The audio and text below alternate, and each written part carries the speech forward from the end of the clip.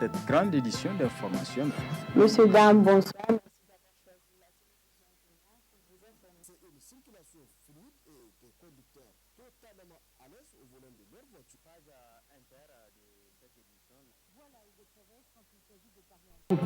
Ces déclarations ont fait le tour du monde. Voilà, ici se referme ce journal.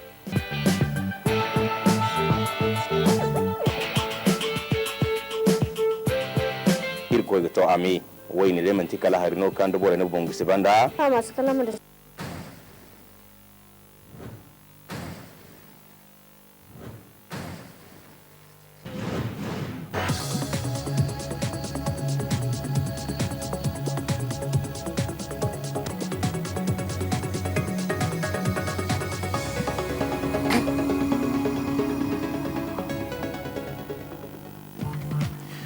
Trois ans après la mort du guide de la révolution libyenne Mouammar el-Kadhafi, le pays est toujours plongé dans un chaos total. Retour sur la gestion de Kadhafi dans ce journal. Visite ce matin du gouverneur de la région de Niamey sur la route Niamey-Niala à Dar es Salaam. Objectif, s'enquérir des conditions de vie des riverains. Et puis, meeting hier à Dosso de la section MNSD Nassara. C'était en présence du secrétaire général du parti. Détail dans un instant. Mesdames et messieurs, bonsoir et bienvenue dans cette édition d'information.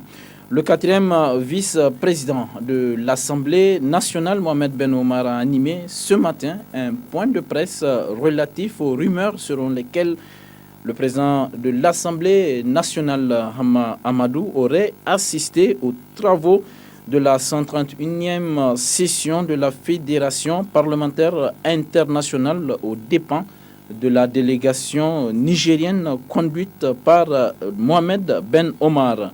Selon Mohamed Ben Omar, donc, vous allez l'entendre tout de suite, Hama n'a jamais été à Genève. Effectivement, j'ai eu l'honneur de diriger la délégation du Niger à cette 131e session parlementaire. Et vous savez, c'est l'ensemble des parlements du monde qui se retrouvent en conclave et qui discutent de toutes les questions relatives au Parlement, la vie des institutions parlementaires de par le monde, les problèmes, si problème il y a, et dégager des pistes alternatives, des perspectives pour l'avenir. Effectivement, le Niger a siégé, contrairement à un certain nombre de propos qui ont été sciemment véhiculés par une certaine opinion que nous connaissons bien et soutenus par un certain nombre d'organes de presse. Cela ne nous étonne guère. Sur le net également, ils se sont répandus en racontant des sornettes, ils ont raconté énormément de choses. Je pense que nous allons tourner cette page. Le Niger a participé, l'Assemblée nationale du Niger a participé officiellement à cette 131e session avec les 5 parlementaires que tout le monde connaît et le 6e qui est le chef de la délégation, votre humble serviteur.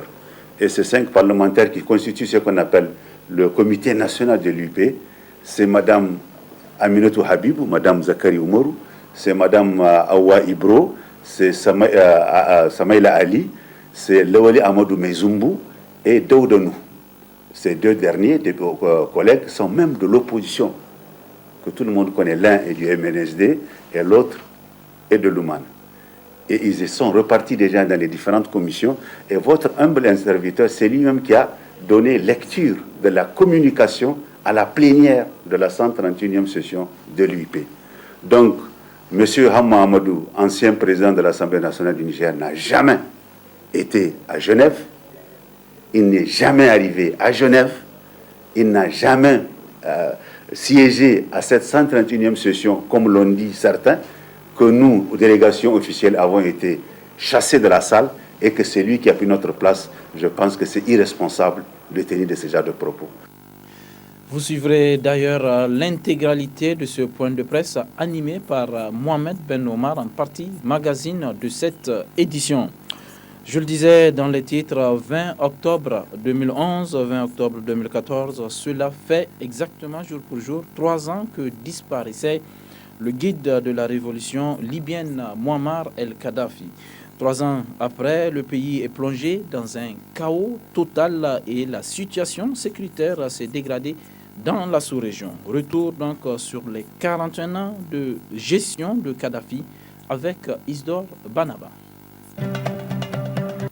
Le 20 octobre 2011, une partie du peuple libyen, soutenue par la communauté internationale, mettait fin aux 41 années de règne de Mohamed Kadhafi au terme d'une guerre civile qui aurait duré 10 mois.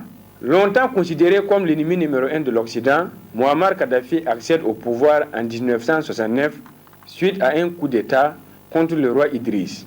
Il n'avait que 27 ans. Il met très vite une politique volontariste dont l'objectif est de concrétiser le pana-arabisme.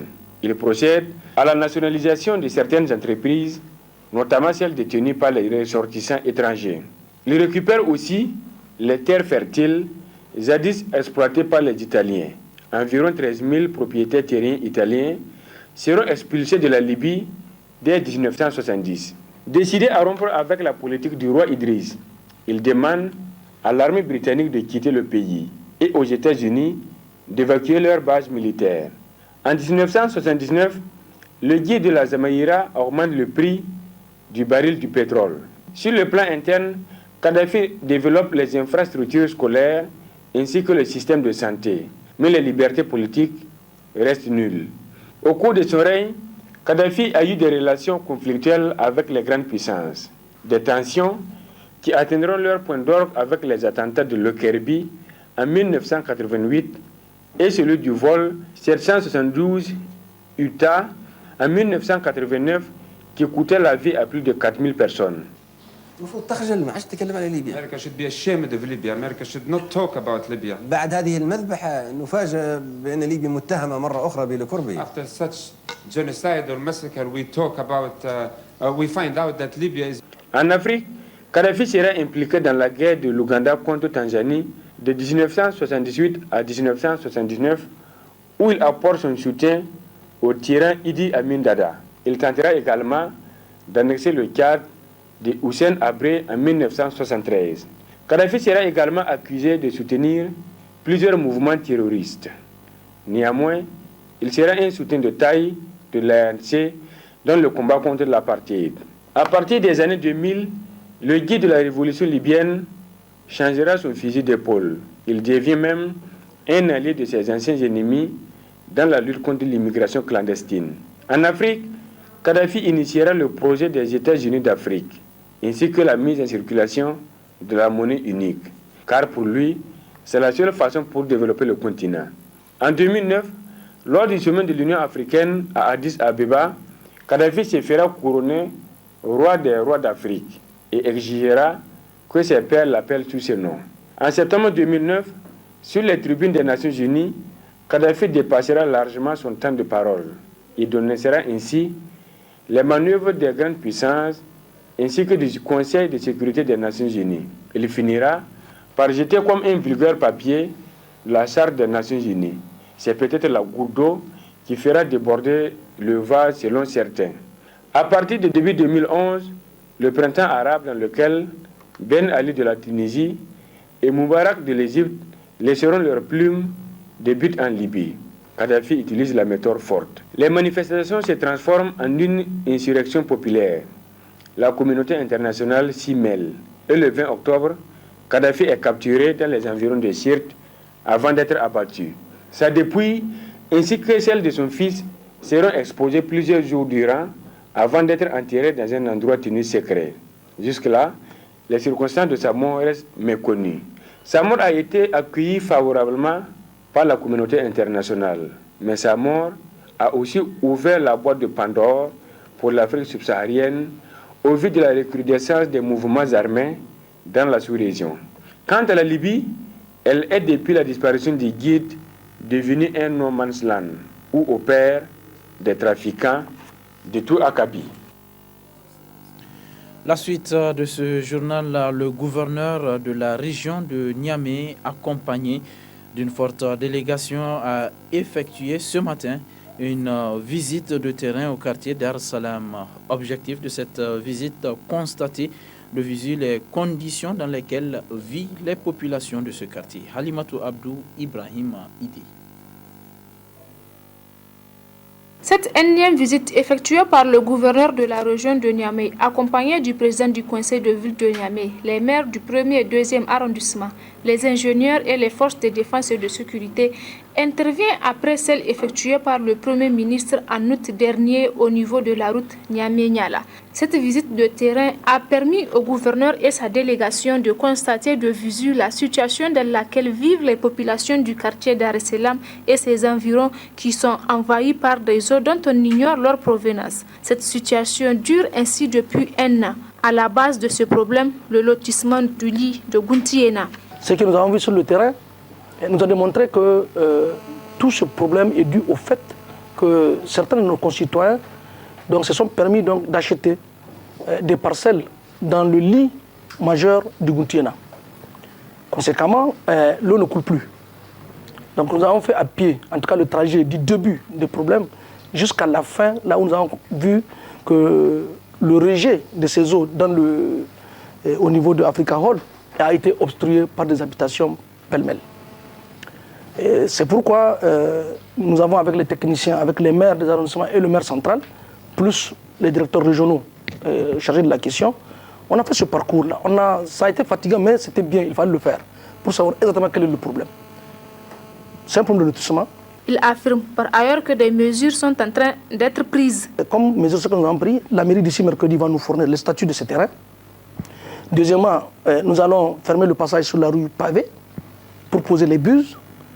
Et au même moment, nous allons créer une grande tranchée qui va prendre toutes ces eaux-là et les jeter vers le grand canal du Guntiena. Ça, c'est les mesures urgentes, très urgentes. D'ici mercredi, on sera à pied d'œuvre. Maintenant, nous allons voir un peu le coulement des eaux et observer un peu la situation qui prévaut au niveau de certaines habitations qui sont en amont. Maintenant, après, toutes les autres solutions vont arriver. Quant au démolissement de ces maisons, quant au recasement, ou bien je ne sais pas. En tout cas, on va exproprier tous ceux qui sont dans une situation de compromettre, en tout cas, le bon écoulement de ces eaux-là. En tout cas, si rien n'est fait, dans les meilleurs délais, une bonne partie du quartier Dar es Salaam sera submergée. Il incombe donc aux autorités concernées de trouver des solutions définitives à ce problème devenu cyclique. Volet politique de ce journal, la section MNSD Nassara de Dosso a organisé hier un grand meeting dans la commune urbaine de Dosso. C'était en présence du secrétaire général du parti, Albade Abouba, du président de la section de Dosso, Hamazada, et de plusieurs autres militants du parti, aussi Abdraman et Seini Yahi. Meeting géant organisé par la section MNSD Nassara de Dosso sous la houlette de l'honorable député national Hamazada, en soutien au secrétaire général du parti, le ministre d'État à la présidence, témoigne du soutien des militants et sympathisants aux leaders de ce parti et au soutien inconditionnel dont ils font preuve au président de la République. La forte mobilisation des populations de la région de Dosso au cours de ce meeting sans précédent est tout simplement une démonstration de force du grand baobab de tous les temps.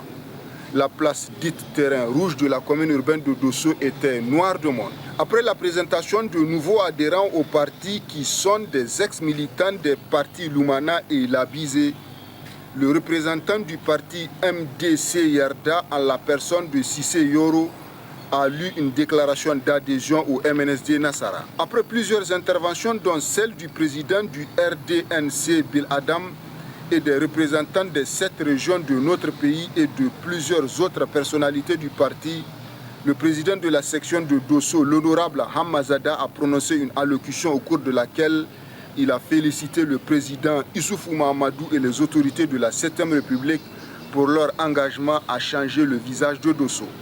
Il a ensuite appelé les militants à plus de cohésion autour des idéaux du parti sous la présidence de Albade Abouba. Cette cérémonie d'aujourd'hui, ces retrouvailles, les populations de Dosso l'ont souhaité depuis des mois. Ils l'ont souhaité pour en saisir l'opportunité et l'occasion et dire leur remerciement et leur gratitude à son Excellence le président de la République, Alhaji Mahamadou Issoufou. Parce que le président de la République est en train de faire réaliser à Dosso. Le MNSD, c'est le nom qu'on connaît.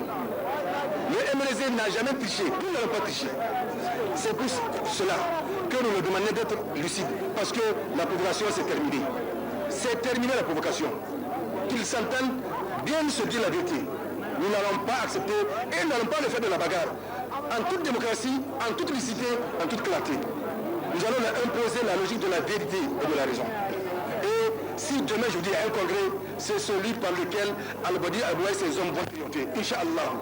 En visite de 48 heures sur les chantiers du 18 décembre, le ministre d'État à la présidence et président du comité interministériel de l'organisation de la fête du 18 décembre a, dans l'allocution qu'il a prononcée, affirmé que cette rencontre de Dosso est un nouveau départ pour le MNSD. Avant de réitérer son soutien au président de la République pour les œuvres de développement dans notre pays. Au MNSD, nous ne savons pas parler deux fois. Nous avons donné notre parole. Il faut que nous apprenions à la respecter et à tous les niveaux.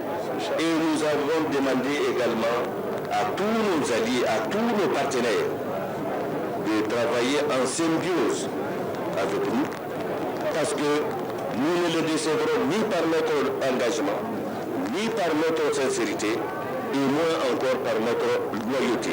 Le jour où il nous paraîtra opportun de dire que nous ne sommes pas d'accord par rapport à un aspect ou par rapport à un autre, nous le dirons haut et fort et sans embâche. Mais nous ne trahirons jamais la confiance placée par le président de la République ou son chef du gouvernement. La population de la cité des Koy vient de démontrer par ce meeting que le MNSD est véritablement présent à Dosso et qu'elle est toujours prête à répondre aux aspirations de ce parti qui est incontestablement l'un des plus grands partis de notre pays. Le parti du Rassemblement des démocrates nigériens pour le changement, RDNC Biladam, a organisé samedi dernier un meeting à Sambera dans la région de Dosso. C'était en présence du président du parti, Garba Lampo, et de plusieurs autres personnalités du parti. Aussi Abdraman que nous retrouvons.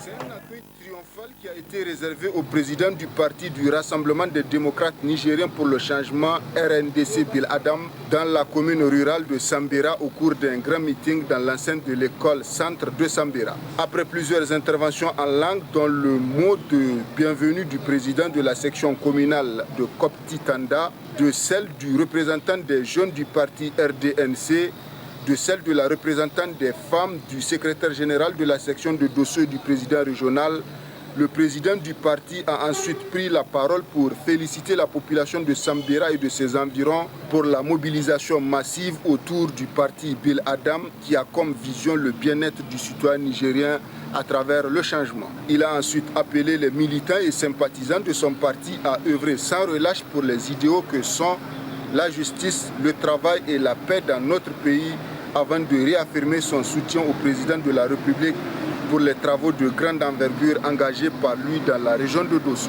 Cette cérémonie de Sambera, la première sortie à l'intérieur du pays du RDNC Biladam. Monsieur le Président, j'avoue que nous sommes fortement édifiés de la capacité de mobilisation de notre jeune formation. Vu la forte mobilisation des militants et militantes qui sera gravée à jamais dans les annales de notre parti. Les démocrates nigériens pour le changement Biladam, vous avez gagné le pari.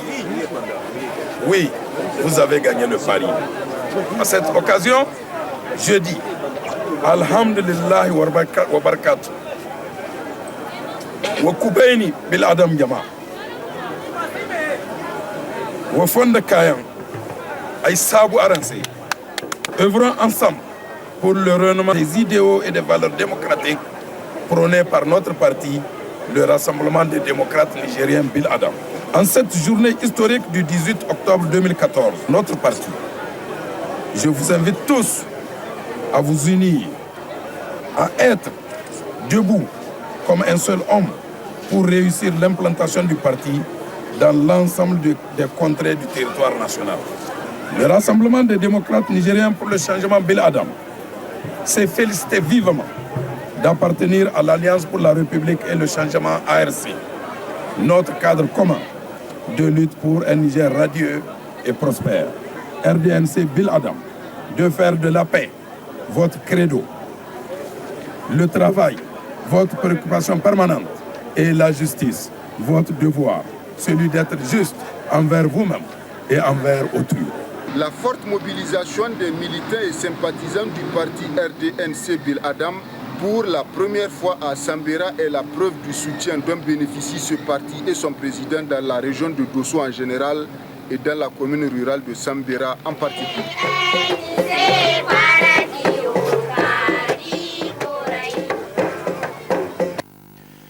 Restons toujours à Dosso où les militants, cette fois-ci du parti ANDP Zamanlahia de la région, ont rendu public une déclaration pour soutenir les actions de développement du président de la République Mamadou Issoufou dans la dite région. C'était le samedi dernier dans la salle de conférence du gouvernorat de Dosso. Les images. Nous, militantes et militants de l'ANDP Zamalaya de la commune urbaine de Dosso, sommes très heureux de constater que nous avions fait le bon choix. En effet, avec l'avènement de son Excellence Mahamadou Issoufou à la magistrature suprême de notre pays, l'espoir renaît dans les cœurs des Nigériens.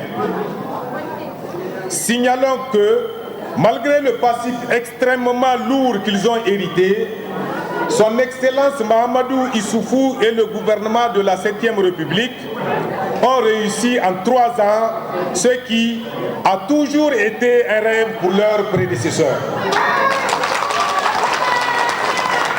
Comme le dit un adage de chez nous, même si on n'aime pas le lièvre, il faut reconnaître qu'il court très vite. Autrement, il faut rendre à César ce qui appartient à César. Il faut être aveugle ou de mauvaise foi pour nier les prouesses de l'excellence Mahamadou Issoufou et de son gouvernement. Leurs réalisations sont là, visibles et palpables dans tous les domaines. En définitive, avec son Excellence Mahamadou Issoufou, notre pays est incontestablement produit à un bel avenir. La région de Dosso en général et la commune urbaine de Dosso en particulier ont largement bénéficié du programme de renaissance de son Excellence Mahamadou Issoufou. Il faut le dire ici et maintenant. De mémoire de Dossolé, notre ville n'a jamais été l'objet d'autant d'attention de la part des plus hautes autorités de notre pays.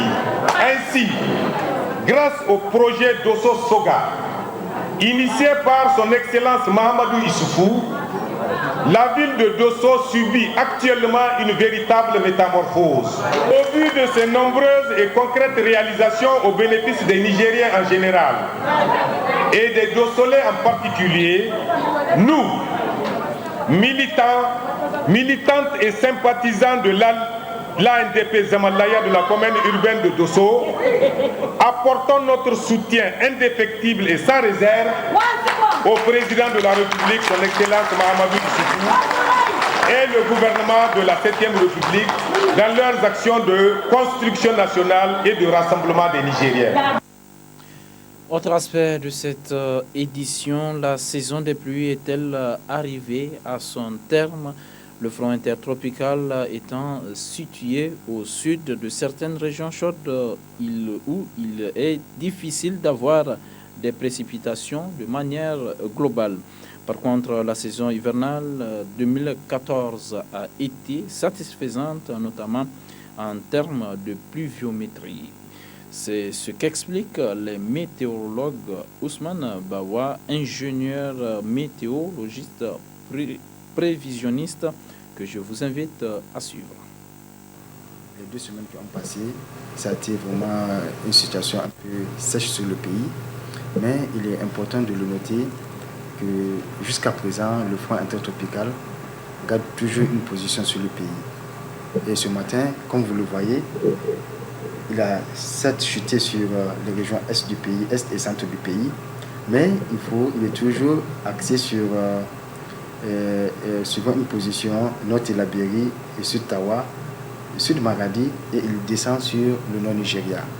Ce qui veut dire que toutes les régions qui sont situées au sud du front intertropical, parce qu'il y a l'humidité qui est là, peuvent prétendre à des activités pluvio-orageuses, ne serait-ce que faibles et localisées.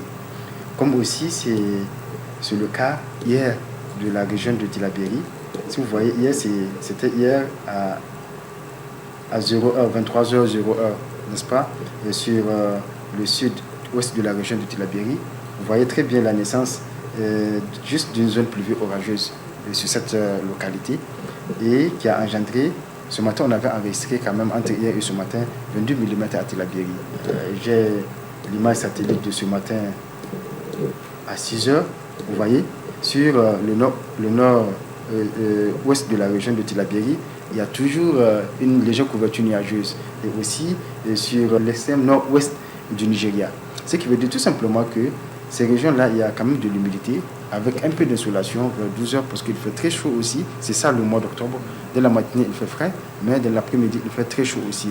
Donc la présence de cette chaleur diurne peut faire en sorte qu'il y ait formation de quelques cellules orageuses localisées et qui peuvent précipiter, comme c'est le cas d'hier à Tillabéri. Mais sur les régions est et centre du pays, le front intertropical étant situé au sud de ces régions, il sera difficile, voire même très difficile, disons, qu'il y ait des précipitations de façon globale. Il me plaît de dire que la saison d'hivernage 2014 a été exceptionnelle. Exceptionnelle dans le sens où, comparativement à celle de l'année passée et comparativement à la moyenne des 30 dernières années, c'est une année pour nous qui est satisfaisante. Satisfaisante dans le sens où, en termes même de pluviométrie, presque toute la bande sud du pays est bien arrosée. Et les quantités de précipitations enregistrées sont vraiment supérieures à la moyenne des 30 dernières années. Arrivé hier après-midi du deuxième vol acheminant les pèlerins de l'agence Ouad El Koura à l'aéroport international Diori Hamani de Niamey. Ils sont au total 352 pèlerins. Atterri sur le tarmac de l'aéroport international Diori Hamani de Niamey aux environs des 18h précises, le Boeing 747 de la compagnie Nas Air, transportant à son bord les 352 pèlerins du vol retour de l'agence Ouad El Koura au Hajj 2014, a acheminé ces pèlerins sans aucune difficulté. Très satisfaits de leur séjour en terre sainte et des traitements reçus de la part de Ouad El Koura, les pèlerins remercient leurs encadreurs. Tout s'est bien passé. On a bien fait le pèlerinage. Elle s'est bien occupée de nous. Que le bon Dieu l'accompagne sur son chemin. Inch'Allah, toute la famille, Inch'Allah, on est content avec Haji Abaraka. Allah samet al-baraka. Pour la directrice adjointe de l'agence Ouad El Koura, c'est un satisfait total de voir leurs pèlerins accomplir les rites dans les conditions les meilleures. Madame Sabo Baraka invite par ailleurs les futurs pèlerins au Hajj 2015 à s'inscrire dès à présent. Nous avons le deuxième vol. On a eu un premier vol de 70 pèlerins et maintenant les 352 sont arrivés. Donc nous remercions le bon Dieu qui a permis à nos pèlerins d'atterrir en bonne santé avec paix, joie et convivialité. Donc c'est vraiment une satisfaction, une joie immense pour nous de les accueillir ici après avoir accompli les rites sacrés du Hajj. Donc vraiment, on n'a pas de mots. Je tiens à vous dire que tout s'est bien passé, alhamdulillah. Dès maintenant, on est au répertoire 50, nous les agents Ouad El Koura. Nous appelons les futurs pèlerins de venir s'inscrire et de s'attendre aussi à déjà des problèmes de ce qui s'est passé. Chaque fois, il y a des problèmes, ça ne va pas s'y manquer. Mais après, c'est la joie. Et nous souhaitons chaque fois un Hajj Mabrouk. En 3 ans d'existence, l'agence Ouad El Koura a acheminé 1438 pèlerins en terre sainte de l'islam Elle a su s'imposer dans le peloton des agences de voyage au Hajj et à la Umrah.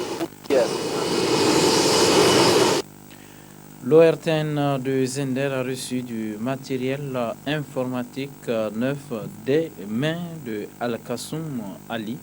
Ce don est composé de 2 ordinateurs et de leurs accessoires. Le compte rendu est signé Garba Kabirou et Maman Ali de la télévision nationale. Il s'agit de 2 ordinateurs de dernière génération et leurs accessoires qui ont été gracieusement mis à la disposition de la station régionale ORTN de Zender suite à une requête formulée par le responsable de la station régionale ORTN de Zender, Lawali Babale, au sieur Al-Kassoum Ali, en poste à Niamey. Ceci pour bien entendu renforcer la capacité opérationnelle au niveau du plateau technique de la station régionale, notamment au niveau de la régie et la salle de montage vidéo numérique. Un geste fort salué par le chef de la station régionale de Zender. Nous ne pouvons au nom du DG de l'ORTN et du directeur de la station régionale que le remercier et demander aussi à d'autres partenaires donc, de lui emboîter les pas. Pour ces généreux donateurs, il estime que c'est un devoir qu'il vient d'accomplir au regard de l'importance qu'il y a lieu d'accorder à ces stations régionales. Étant un homme de la communication et de l'économie numérique, j'ai saisi toute l'importance de l'action, en tout cas, à mener. On a l'habitude de dire que l'information est le petit déjeuner de l'homme moderne. Et la région de Zender, étant une région, en tout cas, à forte information, je pense que pour nous autres cadres et fils de la région, nous ne pouvons que appuyer des personnalités comme vous, qui n'ont cessé d'œuvrer pour le développement de la région et à travers le flux d'informations que vous donnez. Je veux profiter en tout cas pour féliciter vos autres collègues qui travaillent dans des conditions souvent assez difficiles, mais qui produisent quand même des résultats assez importants. Al-Kassoum Ali, il y a lieu de le préciser, n'est pas à son premier coup d'essai au profit de Zender, loin s'en faut. Il vous souviendra qu'il y a un peu plus de 2 mois, il a mis à la disposition de la jeunesse de Zender un cybercafé au 4e arrondissement communal, ceci pour accompagner les jeunes dans la lutte contre le désœuvrement et le chômage.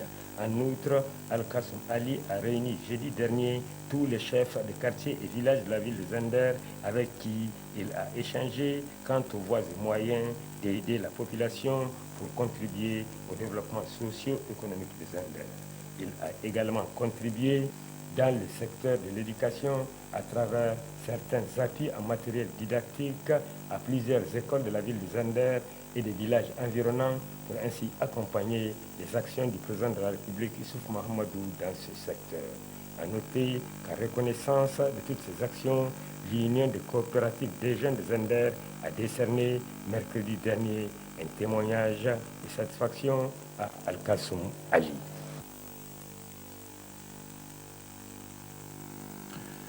Tout est fin prêt ou presque pour accueillir la rentrée académique 2014-2015 dans les différents centres et instituts de formation de la place. Seulement, cette rentrée s'effectue pendant que certaines de ces écoles et instituts opèrent des augmentations sur leurs frais de formation. Toute chose qui n'est pas sans provoquer des grincements de dents de la part de certains acteurs de la société civile qui appellent au respect des accords conclus entre l'État et la société civile pour une réduction des frais dans les écoles à caractère public. C'est un dossier signé Moudi Moussa. La rentrée académique 2014-2015 s'effectue progressivement dans les principales écoles et instituts de formation autorisés par les services compétents des ministères en charge de l'enseignement du Niger. Une reprise de cours en vue d'une nouvelle année académique pour laquelle se préparent activement certains centres de formation qui font peau neuve pour accueillir les étudiants. Cependant, la rentrée académique 2014-2015 s'effectue sur fond d'augmentation des frais de formation de certains instituts et centres de formation. Une augmentation dont le bien fondé se situerait dans les multiples exigences faites par l'État à ces écoles, notamment pour améliorer la qualité de la formation dispensée aux étudiants. Les écoles qui l'ont fait, et nous aussi qui allons le faire dans 2 ans, 3 ans, il faut bien le comprendre. Parce que c'est l'évolution normale des choses. Une ménagère qui remplissait son panier avec 5 000 francs il y a quelques années, actuellement, quand elle va au marché, elle ne peut pas le faire. Donc, les choses évoluent.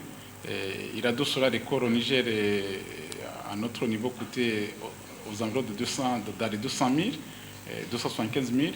Mais il faut que les choses évoluent. À la manière des autres denrées, des autres services, il faut aussi que le service de la formation soit payé à sa juste valeur. Ça, c'est le premier point. Le deuxième point, c'est que ces écoles qui investissent, il faut qu'ils puissent aussi amortir leur investissement en termes d'infrastructures, en termes d'équipement.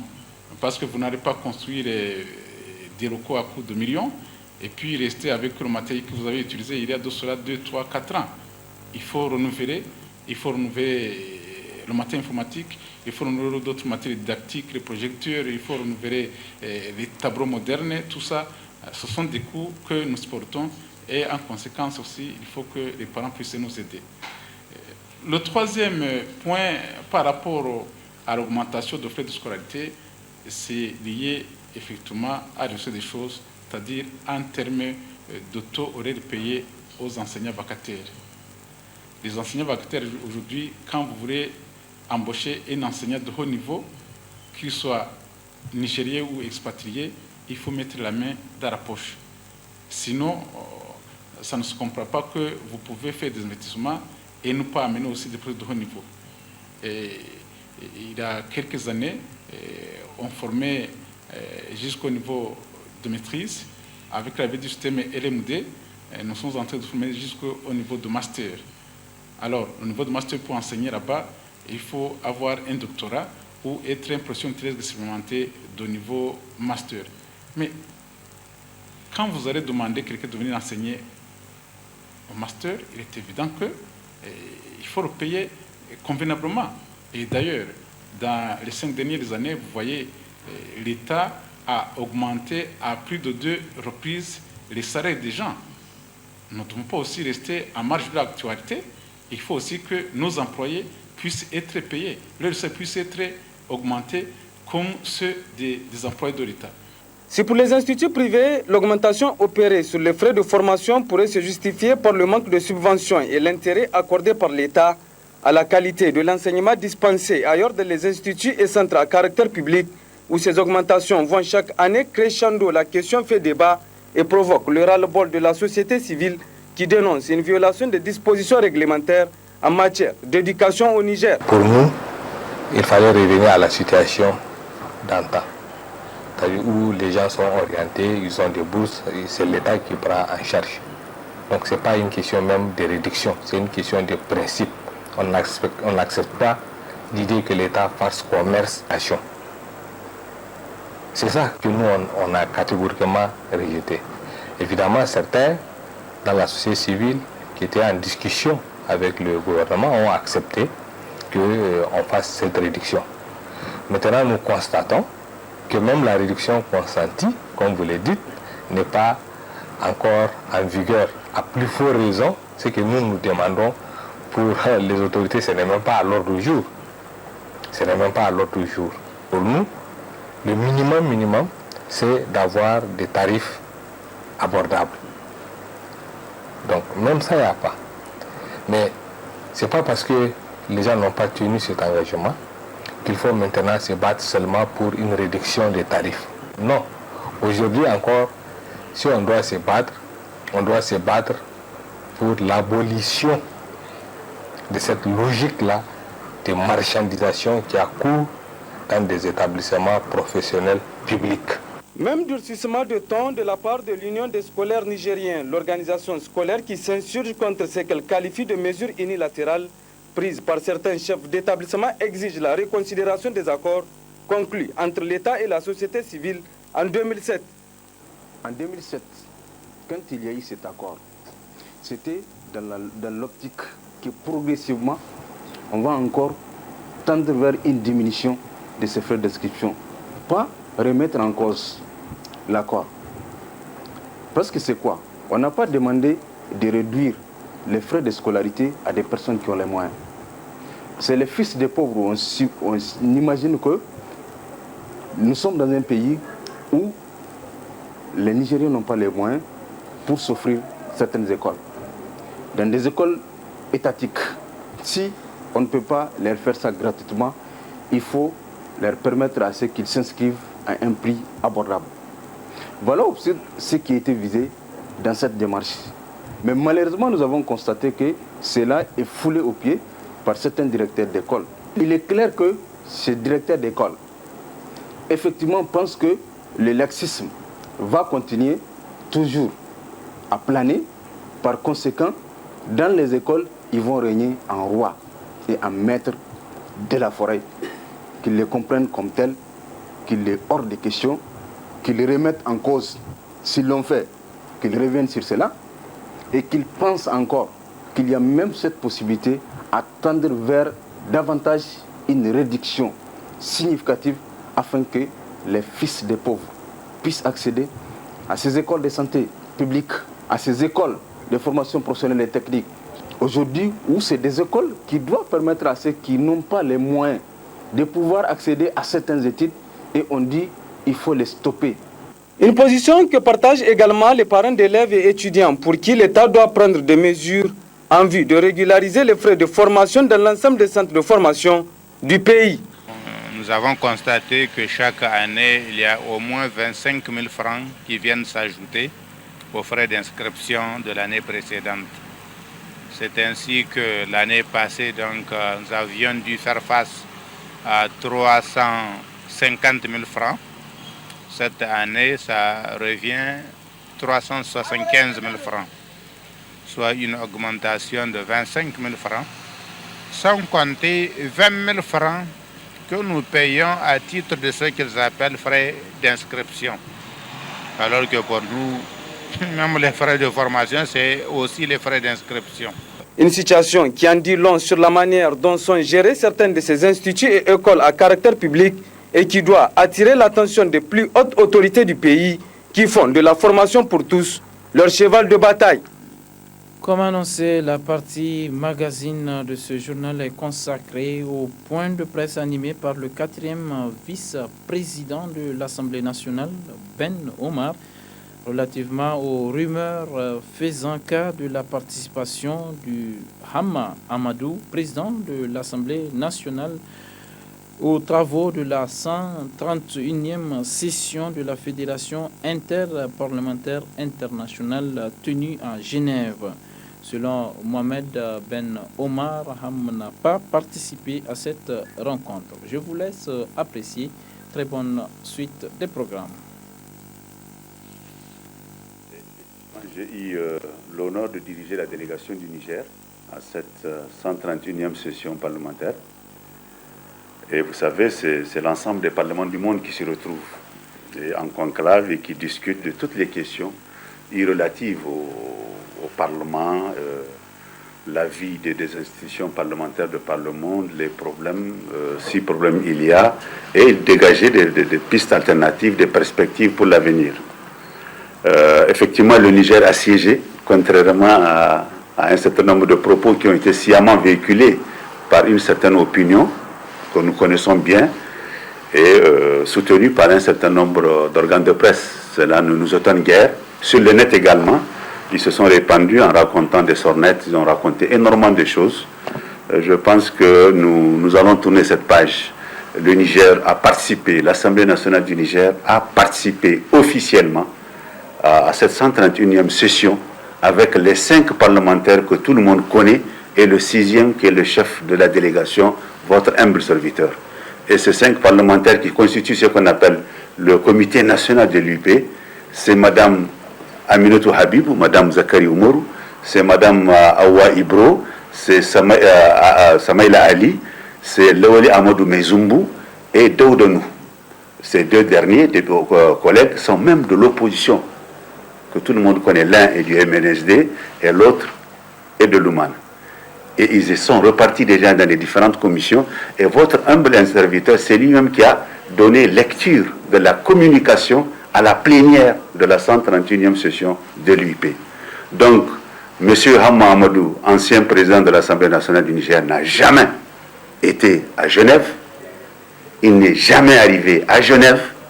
Il n'a jamais siégé à cette 131e session, comme l'ont dit certains, que nous, délégations officielles, avons été chassés de la salle et que c'est lui qui a pris notre place. Je pense que c'est irresponsable de tenir de ce genre de propos. Voilà donc comment les faits se sont déroulés.